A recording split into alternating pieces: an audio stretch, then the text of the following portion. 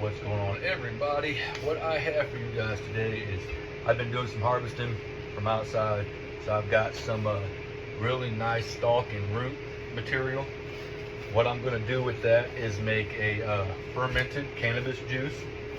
Now this cannabis juice will pull the microbiology, because this was outside, so it's going to pull the microbiology that was in my soil, that's on these roots and in this plant. It's going to pull that along with the nutrients and the hormones in these roots, you guys.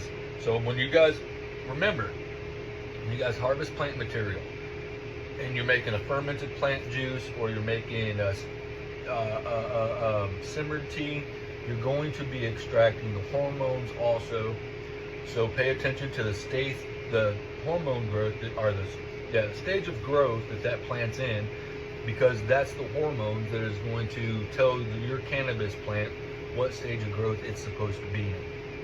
And if you think for a second that it doesn't matter, it absolutely does. If you feed cannabis juice to a cannabis plant that's a seedling or younger, or not younger, but in veg, it's going to start growing a little bit slower. May even start seeing a little bit of fading. You know what I mean? You may start getting some fade. But bottom line is, I just want to show you guys how to make a cannabis juice out of the roots. You don't need a bag of sugar. You don't need a jar to store it in. You're going to need a breathable lid and a rubber band that at the moment I have wrapped around my phone, holding it to my redneck fucking stand. Alright, so plant material, chopped up the best you can. Nope, I'm not washing it off. Don't want to wash it off. I want that microbiology.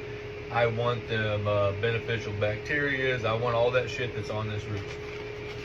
You're going to coat thoroughly with brown sugar. Make sure the roots and everything get a nice layer of brown sugar on them. And it was just, every one of the fermentations, you guys, are made the exact same way. It will be black stripe molasses or brown sugar to help to dehydrate, pull the nutrients out of the plant and the microbiology. It puts the microbiology into a cotaceous state to where it goes to sleep, and you'll re-inoculate it and bring it back to life when you add it to your tea mixtures. Alright, so here we got nice root system coated heavily in brown sugar. I'm going to take that, put that in your jar.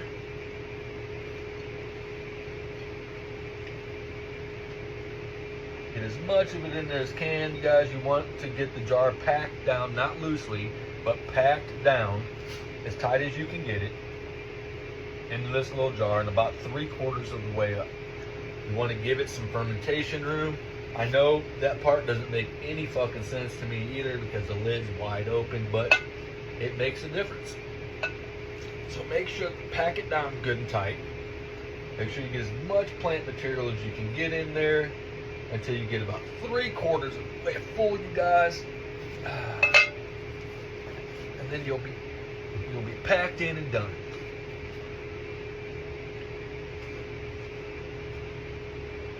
Alright, got a little extra brown sugar on the top.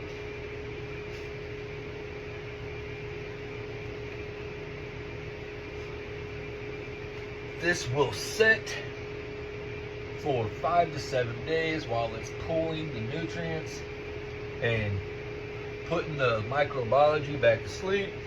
And after 5 to 7 days, we will come back, we will harvest the nutrients that we have collected from the cannabis roots and cannabis stalk, and be able to use that as a nutrient for our plants and flower. This is Living Organics. I hope this is one more quick recipe to help you guys move past the bottles and move to organics. That simple, you guys. Cost me nothing. Had the brown sugar already in the cabinet, and 5 minutes of my time. And I'm going to have all the nutrients that I need for my cannabis plants all the way through a flower stage.